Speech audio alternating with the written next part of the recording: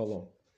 Artıq gördünüz ki, həbslər də başlayıb, sui-qəsdlər artıq bundan əvvəl də deyilmişdi. Bu videodan əvvəlki dövrlərdə deyilmişdi, 1-2 ay əvvəl, 3-4 ay əvvəl də demişdi ki, amma əsas bu, belə deyək, teatr yox, Trumpın teatrı, amma böyük, yəni sui-qəsdlər gözlənir. Sonra görürsünüz ki, seysmik vəziyyət fon deyirəm, dəyişir Xəzər dənizində. Durum tamam başqa vəziyyətə keçir, artıq görürsünüz. Yəni deməyə də ehtiyac yoxdur.